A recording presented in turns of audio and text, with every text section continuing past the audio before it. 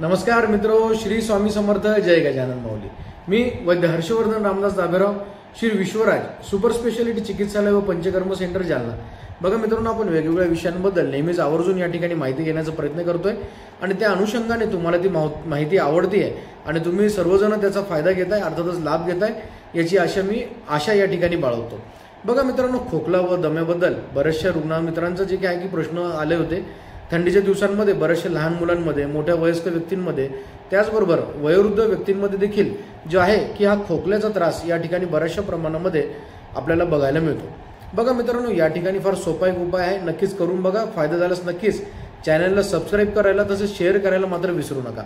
बघा मित्रांनो, या ठिकाणी अनेक दिवसांपासून टिकून असलेला खोकला, अर्थातच बराचसा जुनाट जो खोकला आपण या ठिकाणी म्हणतो, जुनाट जो खोकला आहे या खोकल्यांमध्ये विशेषतः ढास लागते। आपण बघितलं असेल खूप दिवसांपासून असलेल्या खोकल्यांमध्ये नेहमीच आपल्याला ढास जी आहे ती या ठिकाणी बघायला मिळते। बघा मित्रांनो, कफ देखील जो आहे तो लवकर या ठिकाणी सुटत नाही आणि अशा खोकल्यांमध्ये ओव्याची धुरी ही जी आहे की या ठिकाणी फार फायदेशीर अक्षरशः अशी ठरते।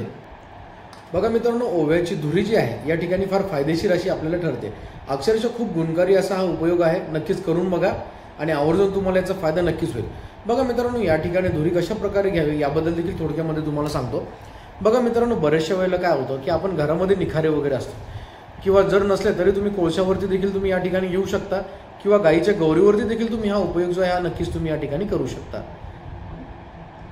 बघा मित्रांनो, ओवा हा निखाऱ्यावरती टाकून होणारा जो धूर होतो, तो धूर जो आहे तो तोंडावाटे जो आहे की आतमध्ये घेतल्यानंतर, म्हणजे अर्थातच आपण ज्या पद्धतीने वाफ घेतो त्या पद्धतीने जर तुम्ही हा जो ओव्याचा धूर जो आहे तो जर श्वासाद्वारे जे आहे किंवा नाकाद्वारे घेऊन तोंडावाटे सोडला किंवा तोंडावाटे घेऊन जर नाकाद्वारे जर सोडला तर या ठिकाणी बघा मित्रांनो, तुम्हाला कफ लवकर जो आहे या ठिकाणी नक्कीच सुटेल।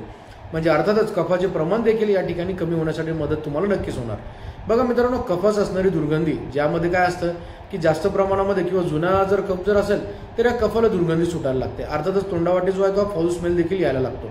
बघा मित्रांनो, कफास असणारी दुर्गंधी देखील या धुरामुळे नक्कीच या ठिकाणी कमी होते। बघा मित्रांनो, कफाची दुर्गंधी जी आहे ती देखील या ठिकाणी कमी होते, त्याचबरोबर खोकला कफ देखील या ठिकाणी कमी होतो आणि त्याचबरोबर जंतूंचा जो प्रादुर्भाव आहे तो देखील या ठिकाणी आपल्याला नक्कीच थांबवता येतो, अर्थातच तो या ठिकाणी नक्कीच थांबतो।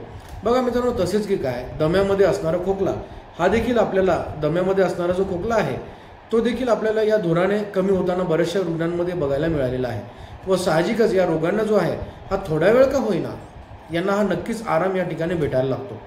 बघा मित्रांनो, बऱ्याचशा रुग्णांना जर या ठिकाणी जर आपण बघितलं निखारा वगैरे नाही भेटला किंवा गौरी वगैरे जर नाही भेटले तर बघा मित्रांनो, या ठिकाणी जी आहे जुन्या लोकांना तुम्ही बघितलं असेल की कागदाची पहिली विडी बनवायची, अर्थातच त्याला सुरनळी वगैरे देखील म्हणायचे।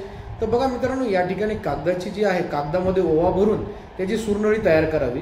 ही तयार होणारी बिडी अथवा ही सुरनळी जी आहे व सिगारेट देखील तुम्ही आहे तर यामध्ये ओवा टाकून जी ती आहे ही सिगारेट किंवा ही विडी जर तुम्ही आहे जी घेतली आणि ती ओव्याचं धूर करून सहजतेने तुम्हाला, म्हणजे अर्थातच काय हे सांगण्याचं तात्पर्य काय की ओव्याचं धूर जो आहे तो तुम्हाला या ठिकाणी सोप्या पद्धतीने घेण्यासाठी नक्कीच मदत तुम्हाला या ठिकाणी मिळेल। बघा मित्रांनो, फार छोटे छोटे आणि सोपे उपाय आहेत, नक्कीच करून बघा, नक्कीच तुम्हाला आवर्जून फायदा याचा नक्कीच होईल आणि त्याचबरोबर चॅनलला लाईक, सबस्क्राईब व शेअर करायला मात्र विसरू नका। चला मित्रांनो, नवीन व्हिडिओमध्ये नवीन माहिती घेऊन भेटूयात, तोपर्यंत श्री स्वामी समर्थ, जय गजानन माऊली।